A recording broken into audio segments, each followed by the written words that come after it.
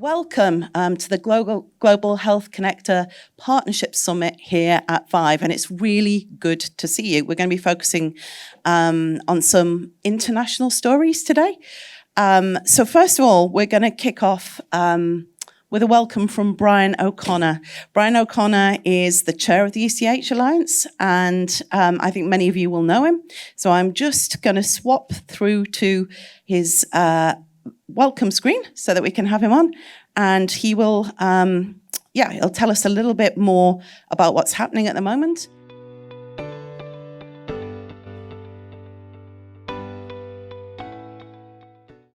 Welcome everyone to this Global Health Connector Partnership session. My name is Brian O'Connor. I'm sorry I can't be with you in person there in no doubt warm Florida. Where I am, it's not warm, but welcome anyway. The purpose of this couple of minutes is just to explain to you how the Global Health Connector came about. Almost exactly 2 years ago, March 2020, I think all of us began to realize there was going to be a pandemic. I'm not sure we called it that then, it was just the virus then. But as you will all know, it became a global pandemic. And so when you sit in lockdown and try to figure out, what can I personally do? What can my organization do to deal with a global pandemic? Your first reaction generally is not a lot. But of course, that is just simply not true. The reality is that when you actually think about it, each of us have a personal responsibility to our fellow human beings. And secondly, we have, all of us, powerful organizations around us, whether they be public, private, doesn't really matter. As the saying often goes, this particular pandemic has forced us to deal with its global pandemic. We needed a global response. That response began by a call from me to a number of our friends around the world to say, what can we collectively do? And so it began. Just one thought for all of you as we consider what do we do next during this session. I was reading recently, that the number of people who have died from COVID, at least those who are recorded as having died, the number is thought to be much higher. It's actually almost 6 million people. We should just think about that for a moment, because 6 million people is more than the population of a number of small countries. Those 6 million people who died have relatives, friends, and a community. We all know someone, probably, I do, certainly, who has died from this dreadful virus. So sometimes statistics, we get so used to statistics, we become blasé.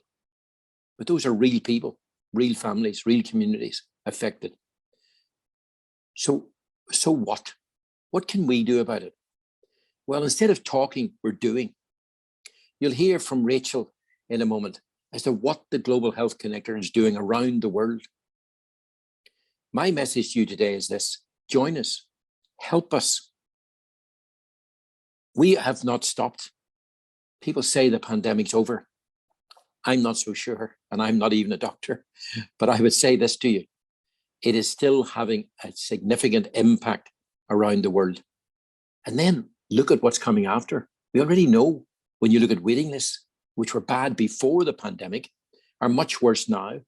So people are not, in fact, ready, the systems are not ready to treat people. So we know this is not over in the sense that we will continue to have major issues to deal with, whether you call them pandemics, waiting lists, whatever it may be. The good news is that one of the things we've all learned during this last couple of years is that by working together, we can actually make a difference.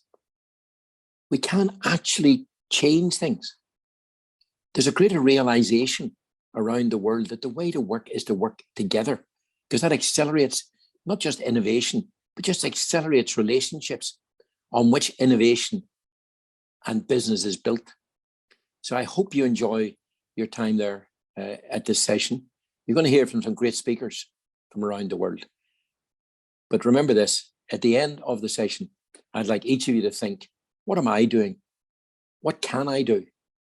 We're one of those channels that you could use. So come join us and join the Global Health Connector Partnership. Over to you, Rachel. Thanks very much.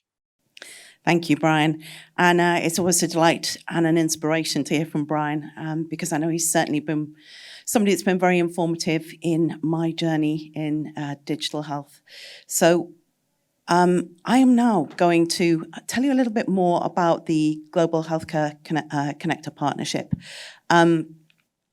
So the partnership is something that is very important in my journey, certainly in Manchester. So the first ecosystem was actually formed in Manchester.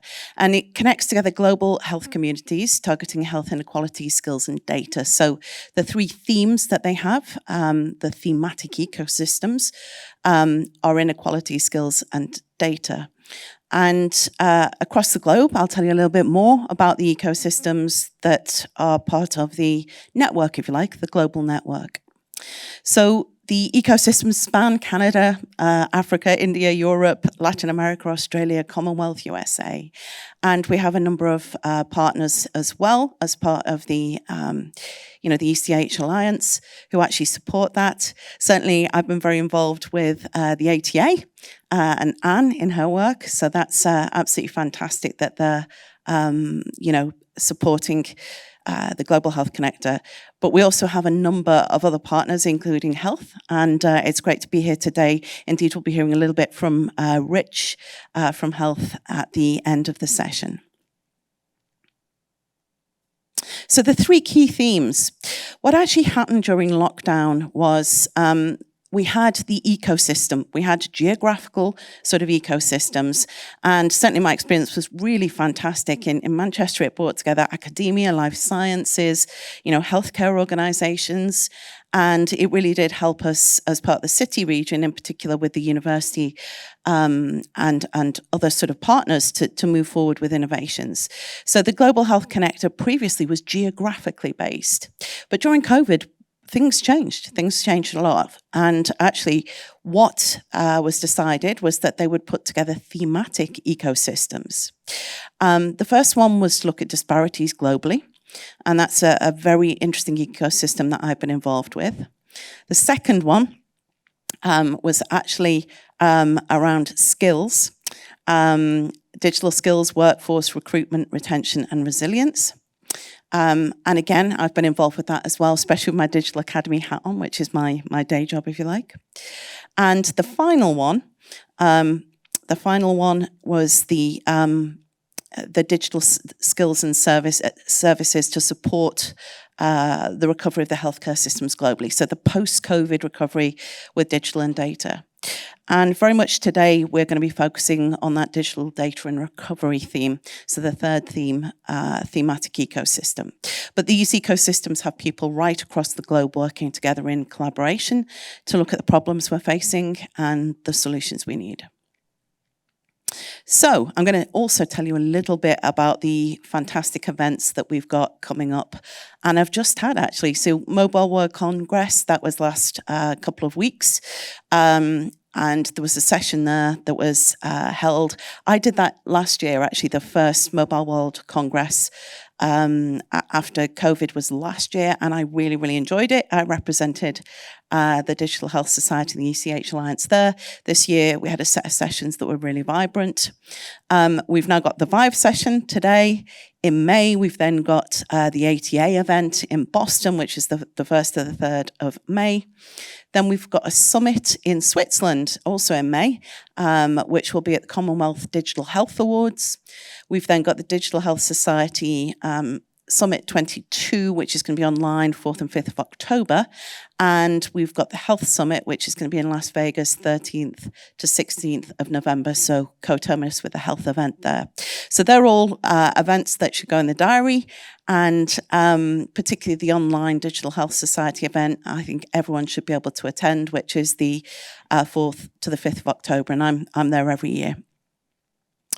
The final one is the Edge 22 in Washington with ATA. And as I said, ATA is a partnership which the Digital Health Society and the ECH Alliance has really gained a huge amount from. So it's really absolutely fantastic to work with Anne and the team there.